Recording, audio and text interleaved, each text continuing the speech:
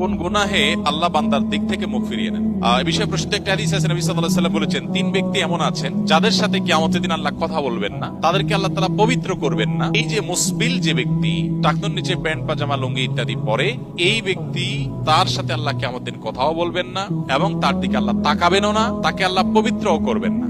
দুই নম্বর হলেন ওই ব্যক্তি যে ব্যক্তি কাউকে দান করে খোঁটা দেয়, অথবা যাকে দান করেছেন তাকে নানার কথা দিয়ে কষ্ট দেয়। দান করেছেন আল্লাহর কাছে আশা করবেন এর বিনিময়, যাকে দান করেছেন তার সাথে আপনার কোনো আলাপ থাকবে না। দান করে খোঁটা দিলেন, কষ্ট দিলেন, খোঁচা মেরে কথা বললেন, এগুলো বললে আপনি আল্লাহ তাআলার দৃষ্টি থেকে সরে যাবেন কিয়ামতের ময়দানে। নাম্বার 3, ওই ব্যবসায়ী যেই ব্যবসায়ী তার পণ্য বিক্রি করতে গিয়ে মিথ্যা শপথ করে। এখন তো ঘরে ঘরে ভাই আল্লাহর কিনা, এটা কিনা পড়ছে এত, ভাই কিনতেও পারে না এত টাকা দিয়া, মিথ্যা কথা। তো এই ব্যবসায়ী যে তার পণ্য বিক্রি করার প্রয়োজনে মিথ্যা শপথ করে ক্রেতাদের সাথে, কাস্টমারের সাথে, তার দিকে আল্লাহ তাকাবেন না, তাকে পবিত্র করবেন না এবং কিয়ামতের দিন আল্লাহ রাব্বুল আলামিন তার সাথে কথাও বলবেন না।